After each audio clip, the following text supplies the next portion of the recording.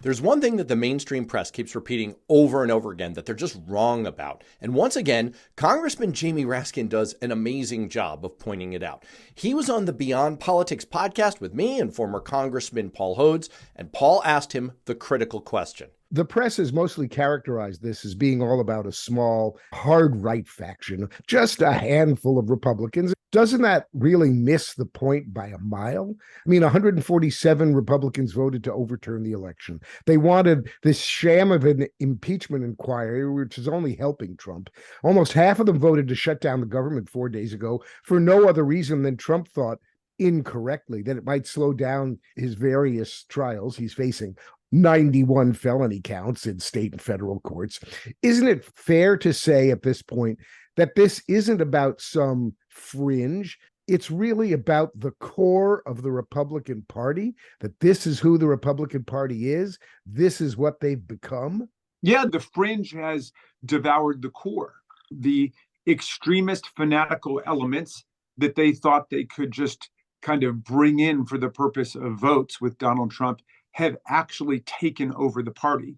And Liz Cheney is gone, and Mitt Romney is gone, and Adam Kinzinger is gone. And like the people who were profoundly conservative, don't get me wrong, and did not share my vision of America's future, but nonetheless were people who fundamentally believed in the constitutional order and the rule of law. Those people are gone.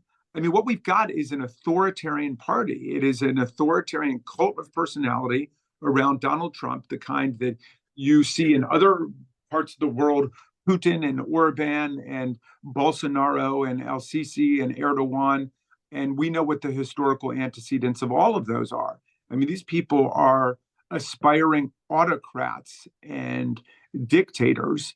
Donald Trump is talking about executing the chairman of the Joint Chiefs of Staff.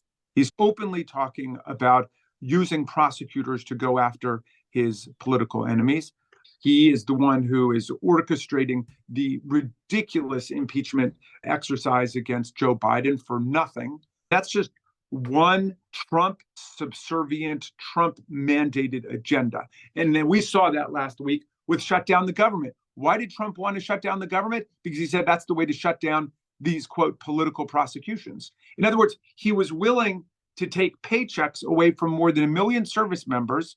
He was willing to shut down aid to women, infants, and children. He was willing to shut down the SNAP program. He was willing to shut down the ability of NIH, which is in my district, to take new patients signing up for clinical medical trials in the final stages of serious diseases like colon cancer and pancreatic cancer and cystic fibrosis and multiple sclerosis and so on. He was willing to do all of that on the off chance it would slow down his federal criminal prosecutions. And that's the cult leader that they've wrapped themselves around. So this is a guy who obviously doesn't have respect for the rule of law, but a party that's wrapped itself around his little finger.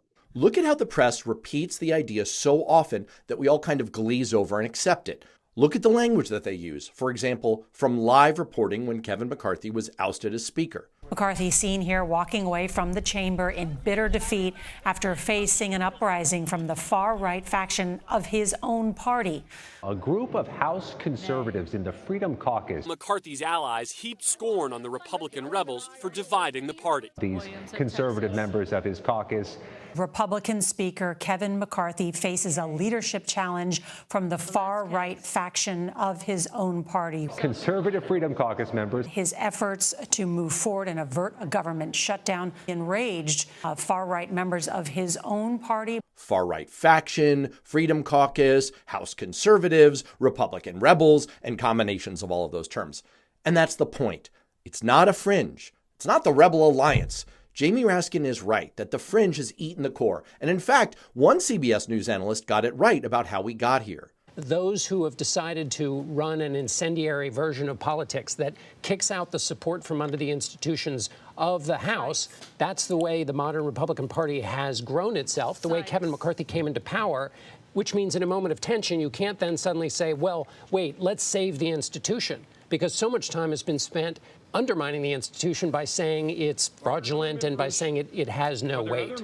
This is what Republicans unleashed. It's consumed them.